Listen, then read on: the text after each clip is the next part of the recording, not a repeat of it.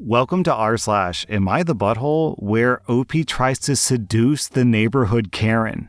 Am I the butthole for making sexy poses while my neighbor kept recording me for no reason? My dad passed away recently, and he left me and my sister his house. I'm a 26-year-old guy, and my sister is 31. It's super unkempt, so I've been doing lots of yard work outside in the mornings. I'm out there watering the grass in the mornings and evenings. Every single time I've done this, the neighbor right next door, who's like this older granny, comes out to her porch and straight up watches me without even hiding it. I introduced myself to her once, saying that me and my sister are the new owners after my dad passed away, but it was obvious that she didn't want to talk. Next thing I know, she started coming outside with her phone, pointing the camera right at me. I'm like, is there a problem? She says, "No, there's no problem, as long as you're doing what you're supposed to do." I asked her, "Why are you recording me then?" The neighbor lady says, "What's the problem with me recording if you're not doing anything wrong?"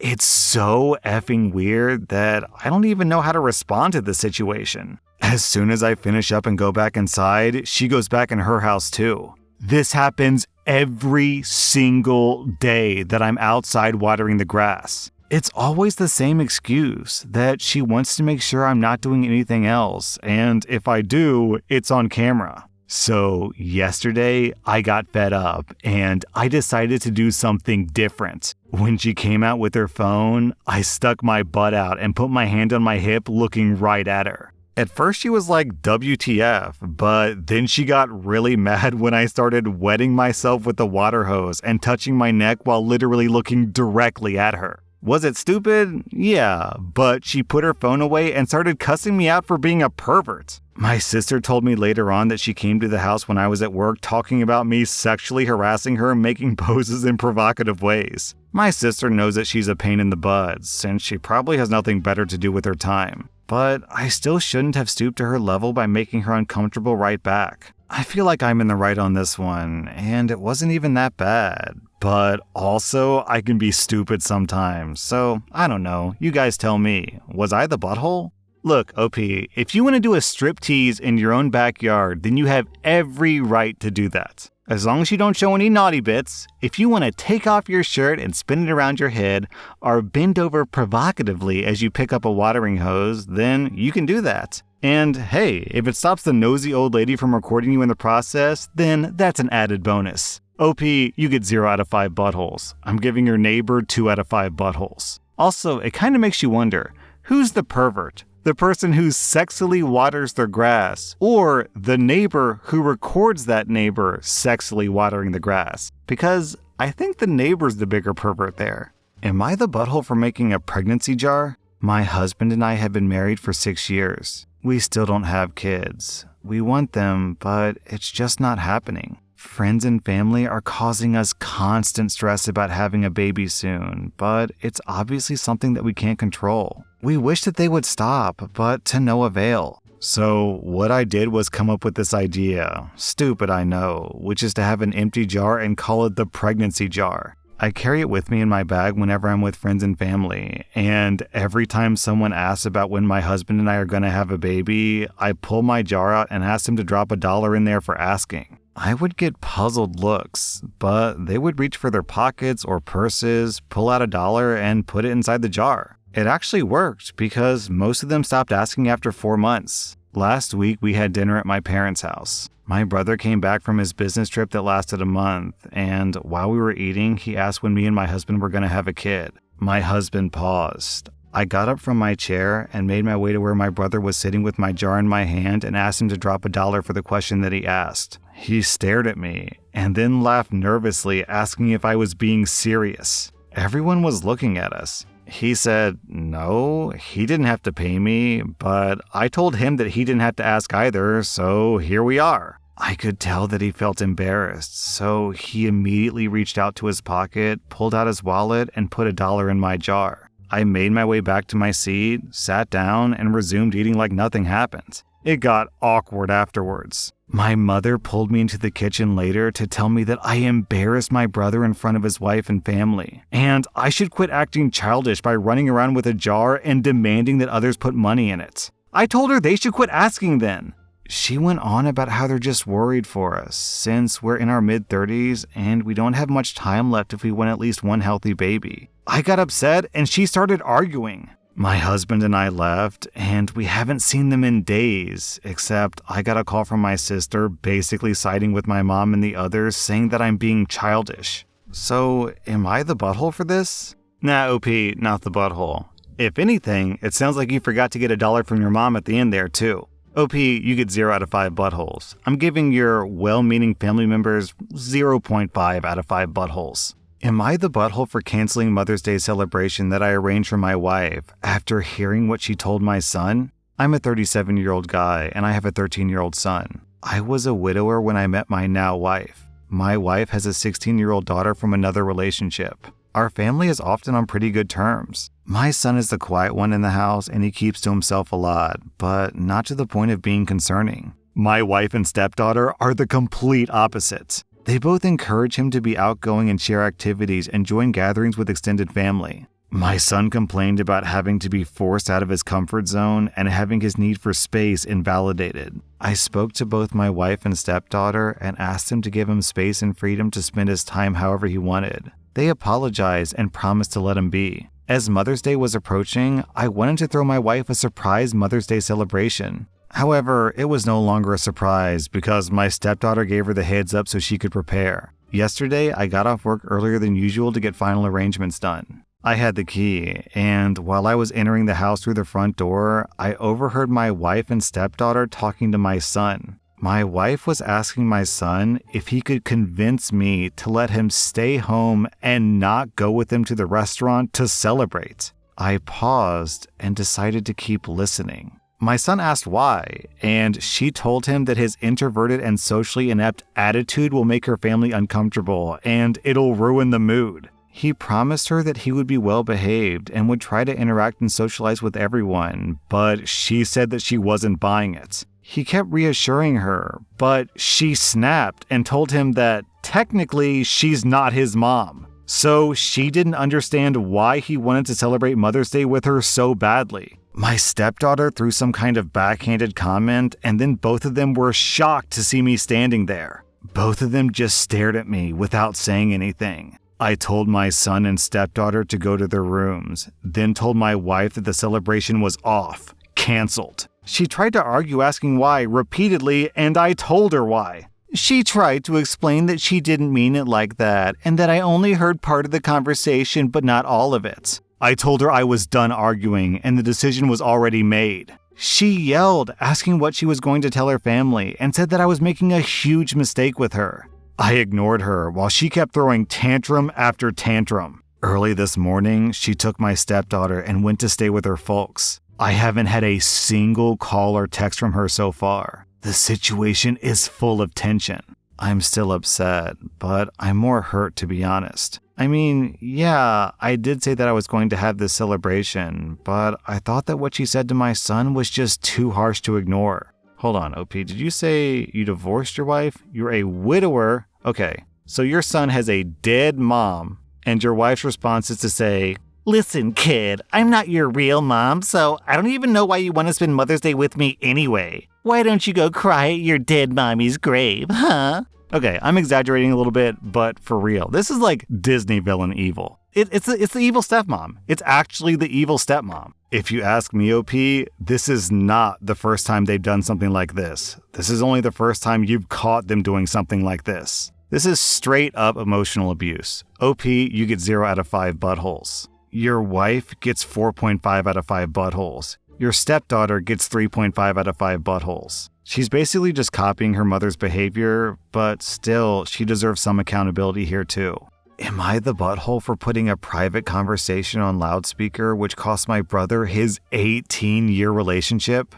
To begin, my brother, Ben, who's 39, has been in a relationship with Abby, who's 39, for 18 years. They've been engaged for 8 years, and they almost got married 3 years ago, but months before the wedding, Ben chickened out. They went to therapy, and basically because our dad left us, he has issues with commitment. We thought over the last year that he was finally going to step up for Abby and be the partner she deserves. He did seem a bit anxious leading up to the big day, but he assured everyone that he was okay. Today, they were meant to get married, but as Abby and us bridesmaids were about to enter the church, Ben was nowhere to be found. Everyone tried to calm Abby down, saying that it was traffic or he probably had a monster hangover. Well, an hour passed, then 2, then 3. Then, after the 4-hour mark, Abby said F it, she was going back to the hotel and to call her when he finally showed up. My family looked panicked and nervous trying to get through to Ben or the groomsmen who hadn't arrived yet. My other brothers and in-laws went looking for him, thinking that he got hurt or arrested the night before. I went back to the hotel with a very broken-looking Abby. We drank and ate food for another hour before I got a text from my brother-in-law saying they found him in a bar and they were trying to talk him into going to his own wedding. My sister called her husband and we could hear Ben in the background. He was literally acting like a 5-year-old who didn't want to go to the doctor. Honestly, guys, at this point, I'd had enough. He had messed with this girl for too long, and frankly, leading someone along for 18 years is just cruel. So here's where I might be the butthole of the century. I walked into Abby's room and told her to be quiet. Then I rang my brother-in-law, put him on loudspeaker, and asked him what was going on. And then I asked him to put Ben on the phone. This drunken fool started saying things like he didn't think that Abby was the one, and he was only with her because they'd been together too long, and he was scared to be alone. I let Abby hear everything. I won't lie, I felt like a monster when Abby started crying. Abby then grabbed the phone and told him he had 1 hour to get to the church or it was over for good. Long story short, Ben ended up at the church 20 minutes later and Abby took off her dress, then left the hotel alone. So he ended up being left at the altar and she went to the honeymoon alone. I've been disowned by everyone except for 2 sisters, and I had to get Abby's maid of honor to collect my suitcase from outside the hotel because my mom dumped it out when she found out. I'm taking the full blame for ruining their relationship, and 98% of my family hates me. Yo, hold up, OP, hold up. Your brother strings a girl along for 18 years. He stands her up on her wedding day twice. Then all you do is literally press a button on your phone, and you're taking the blame for this? What about Ben? OP, you are definitely not the butthole here. Your brother is super toxic, and your family is, deluded. OP, I'm giving you 0 out of 5 buttholes. I'm giving your brother 4 out of 5 buttholes, and I'm giving the family members who don't like you 3 out of 5 buttholes. Am I the butthole for saying that I won't play mom with my ex's affair baby? My ex-husband and I divorced 4 years ago because he cheated. He had an affair baby, Juniper, a 3-year-old girl with the other woman, but Juniper's mom passed away when she was 1.